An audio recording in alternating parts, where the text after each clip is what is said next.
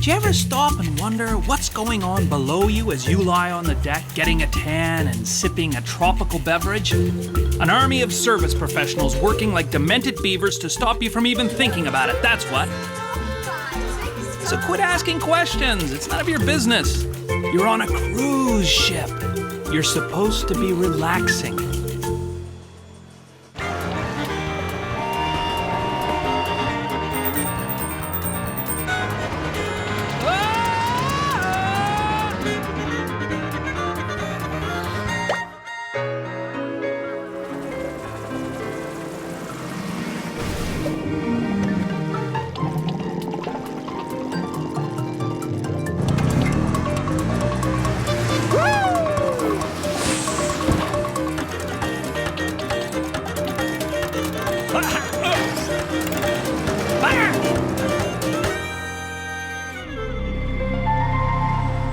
The ocean, vast, mysterious. Since the dawn of man, we have gazed out upon its dark and turbulent face, wondering in our primeval hearts whether this is a good place to party. The trick to good traveling is packing light. Pack a few light things. You never know which swimming trunks are going to be the right on any given day, so I've got a few different pairs.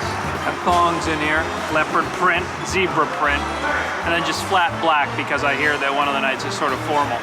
2,038 people have come from all over the world to spend a week indulging their every desire. Look out! Of course, you have to make sure nobody tries to spoil the party or parties too hard. So your bags will be inspected very carefully, then returned to you inside. We check your bags, make sure that your stateroom numbers are on them. Okay. From there, we put it on the cart. From the cart, it goes on a scanner. From the scanner, it goes on the ship. I have to be careful because we have color-coded money in Canada. We don't have to be able to count. Oh, really? Yeah. Is this your first cruise? It is. Oh. I'm nervous. Give me a little hug. Enjoy yourself, okay? Thanks, Liz. All right. While they're checking on your bags below, they'll be checking on your identity up above. Hello, Mr. Douglas, if that is your real name. Welcome to the cruise ship Infinity. Meanwhile, the longshoremen on the dock have their work cut out for them getting the supplies on board. We have 3 trucks at a time on the dock. We unload it with the forklift. Right at 11:30, 12 o'clock, the luggage stuff comes here too. So you're gonna have luggage, stores, hotel, frozen. It's a long process. It's a rough process. That's another part of my job, to make sure get these guys to get it done right. Hey! We're going to be at sea for a week, and there's nowhere to stop to pick up a few groceries, so they need a long shopping list and a large refrigerator. We are now in the fruit room.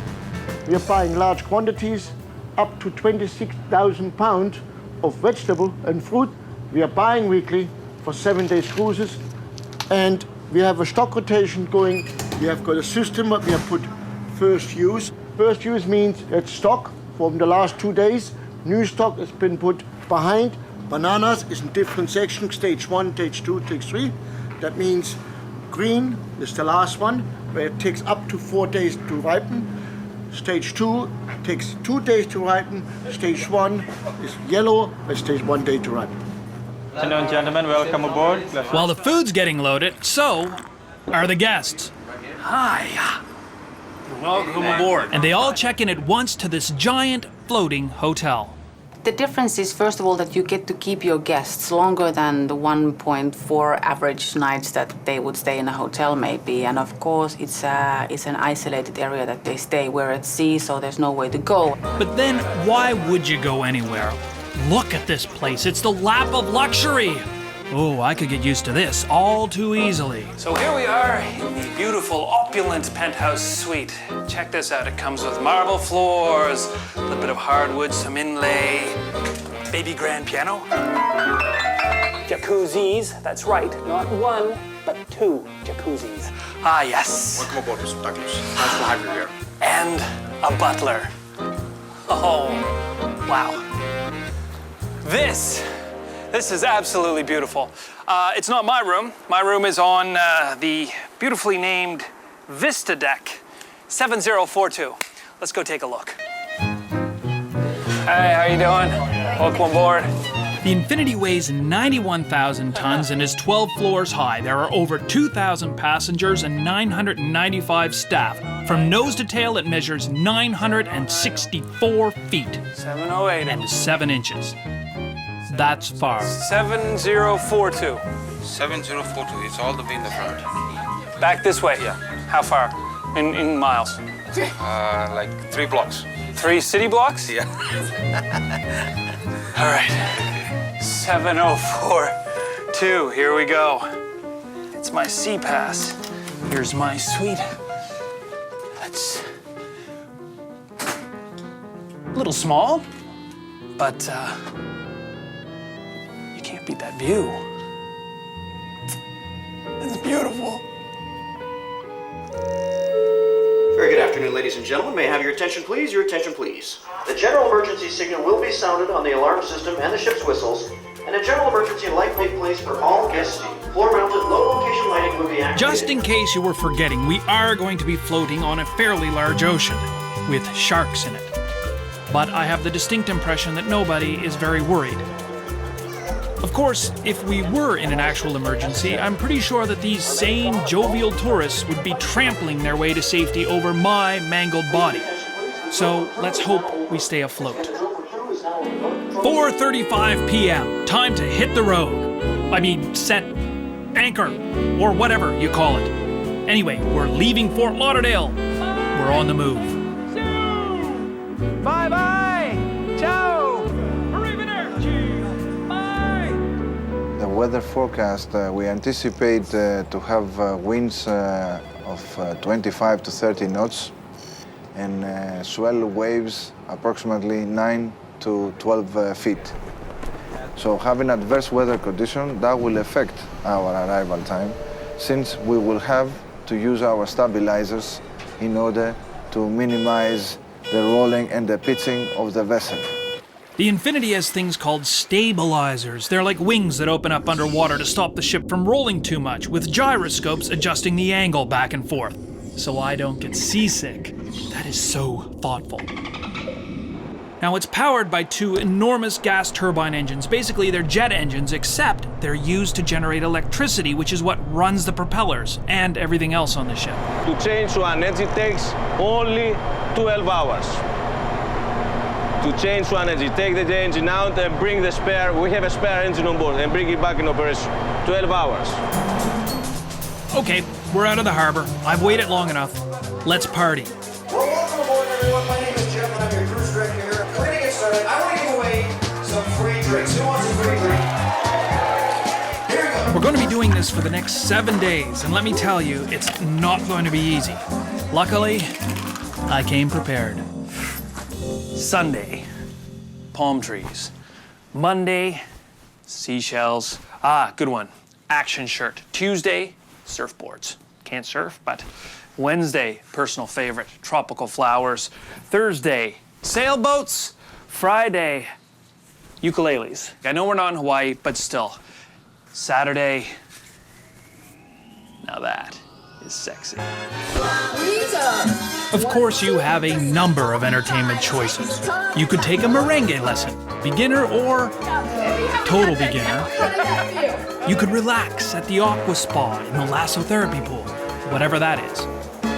Or you could sit in a darkened room pulling a lever like a trained rat. That wouldn't necessarily be my choice.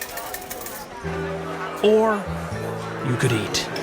Tonight is the formal night, which is always nice to enjoy that. Well, everybody dresses up nicely. They all look, everybody looks so elegant instead of the scruffy people that you see during the day. You see these people looking very, beautiful, handsome, and This is a remarkable metamorphosis. we're table 426, sort of in the middle. Yeah, please come join us. Okay, let's have a look here. Here we have appetizer. We will be serving in a few minutes' time, approximately 500 of them, in which is 23 minutes. We have salads for 1,000 guests as well. From there, we will move over to the hot appetizer section. We will serve about 400 of them. And the minute you will see flashing past by here, approximately 100 waiters in past point. And we serve approximately 1,000 main course in 25 minutes. 2,000 people are eating dinner, 1,000 at a time. Go, man. The waiters have to move through a carefully planned path in order to get every course just as it's ready and not to knock each other over. By the time they get to the entree at the second sitting, they've been going up and down the stairs for almost 3 hours, carrying maybe 30 pounds of beef tenderloin at a time. And the dining room is 2 floors away, at least my table is. So I have time to get excited about my meal. Oh, Merci. merci beaucoup. This is beef? Is a filet mignon. Things that moo on History Television. Having a good time on a ship is not exactly a modern invention. Ever since there have been ships, there have been wealthy and powerful people, like me, riding in them, wanting a good time.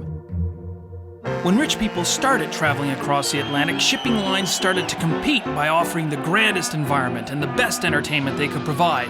It was a pretty beautiful world while it lasted, except for the occasional iceberg problem. But the cruise ship as we know it wasn't born until the airplane came along. Now you had a bunch of ships and nowhere to take people, but you also had a new middle class with money to spend. So someone had the bright idea of offering Joe Average the chance to feel like a Rockefeller for a week. And with that, the cruise ship was born, and truthfully, it hasn't changed a whole heck of a lot since. Is that one on you or on me, Carlos? On you. Terrific. Okay, the second gonna be on me. Is it too late for salsa lessons? Too late for salsa lessons? Yeah. Never is late for salsa lessons. I feel like I can dance all night. A belly full of filet mignon, a parasol in your drink, and as the ship sails on under the stars, you're ready to let your inhibitions go and shake your crazy booty till dawn. And that, my friend, is the history of the cruise ship, and all you really need to know. There is, however, one last burning eternal question. Where are we going?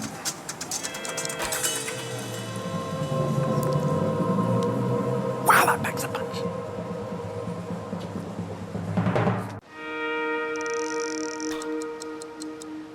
While you're sleeping off the effects of the brisk sea air, the cruise ship is making 24 knots south-southeast, west-south, and the crew is cleaning up after you, you big slob. The cruise ships are like floating hotels. We produce big amounts of waste.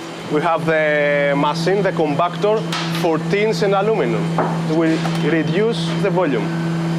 You can see here the incinerators. Now we have a new machine. We are very lucky that you can see the new machine. Because these bulbs have mercury inside. So we created this machine, and the machine crushes the bulb. The vacuum passes mercury through the filter, and we have only glass and separated the mercury inside the filter. They even have ways of cleaning up your wastewater.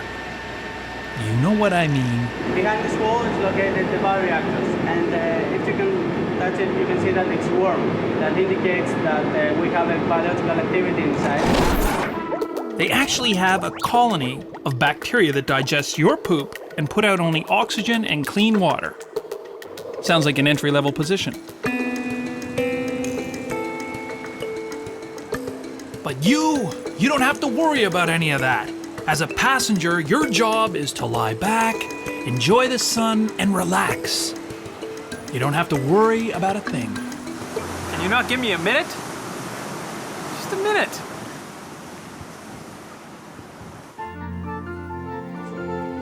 After a day at sea, the Infinity reaches her first port of call, Casa de Campo in the Dominican Republic. Once you see that you can fight the weather, this is a big relief. And this is one of the not very nice ports for a ship to come. Because it's not protected from the wind, it's all open, like wherever it blows, we get it. And that's why we have a point of no return. 348. 348. Even if you throw the engines into reverse, a ship this big takes quite a while to stop. So when you're approaching a large, stationary object, like the Dominican Republic, you kind of creep in very slowly and carefully. The catch is that when you reduce power to your engines, you also reduce your steering. Meanwhile, the wind is blowing sideways onto a surface area roughly equivalent to the size of an office building. The local port is required to send out a pilot. Now, it used to be that only the locals knew where all the sandbars were, but nowadays they have electronics to tell you that. So, although pilots are trained captains by law, they don't actually take the wheel. They're more like a consultant. The propellers are below the ships on things called, what are they called? Azipods. And they are sort of like an outboard motor that can rotate 360 degrees. So, they can set one pod out to the side to counteract the current and use the other one to move forward. There are also bow thrusters. They are jets on the side of the ship that can move the front sideways, so they've got pretty good steering control. Sometimes they do donuts in the harbor, and that's fun. It's really fun. But not today. Today we are docking carefully. They get a few ropes out and then gradually, very, very carefully or whatever, slowly they bring the ship into the pier.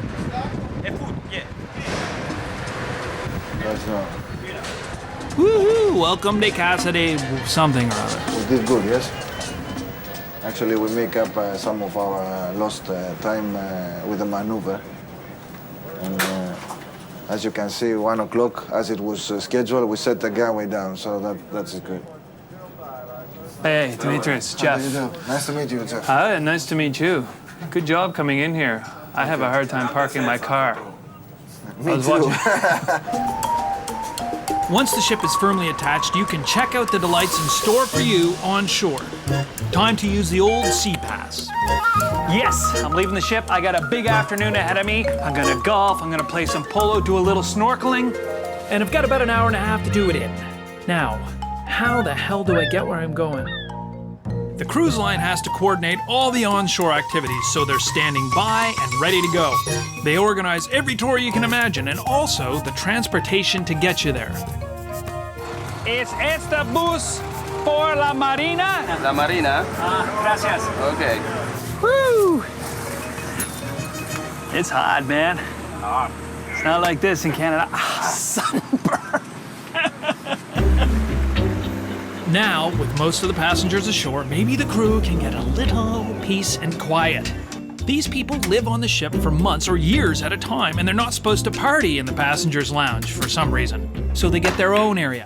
Not quite as fancy as the places upstairs, but at least you don't have to get anyone's dinner, except your own. A lot of people think that we work on a cruise ship, it's a vacation, and it's not. We put in a lot of hours. It is hard work, but it's also fun work. Living on a ship is extremely challenging.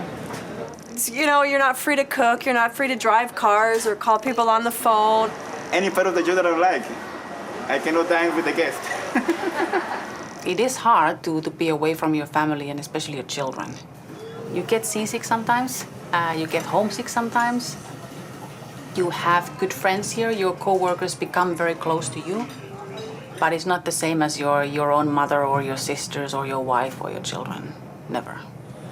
As each passenger comes back on board, they swipe their pass and get checked off the list. They don't want to leave anyone behind, although if you're late, they will. But this time, everyone's accounted for, 2,038 passengers exactly. But, perhaps more importantly, 2,038 people who haven't spent all their money yet. To a small, impoverished island in the Caribbean, a cruise ship is like a big floating bag of cash. It can be the difference between abject poverty and mild poverty. So where is the ship going next? It depends. Who's willing to provide the most attractive bait?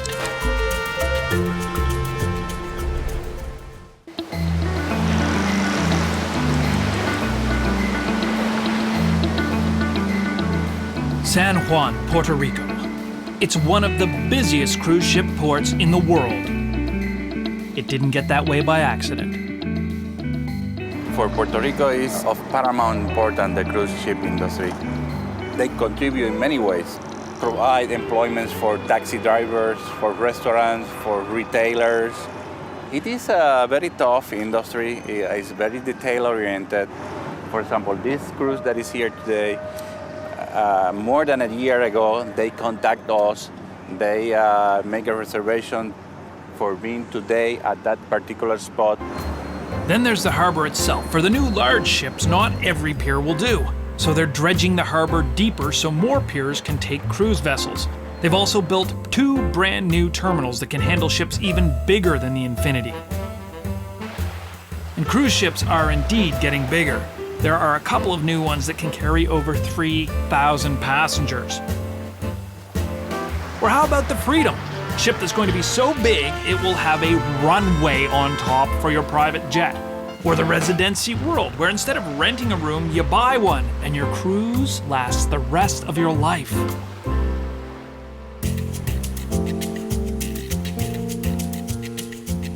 Sadly, my cruise only lasts a week. Shortly before dawn on Sunday morning, the Infinity is back in Fort Lauderdale. Now the real work begins, because as soon as the ship docks, they have to start getting ready to leave again. The ship spends 7.5 hours in port, and in that time, everything has to return to square one. Today's the busiest day. Today's the turnaround day, so you have over 2,000 guests getting off today and another 2,000 getting on in 2 hours. So actually the turnaround time is usually less than an hour. We will have to take fuel for the next cruise. We will have to take stores. We will have to give our garbage out. Everybody's busy, obviously, housekeeping, setting the rooms, cleaning the areas.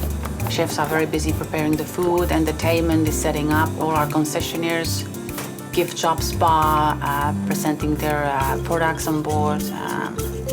It's a hectic day.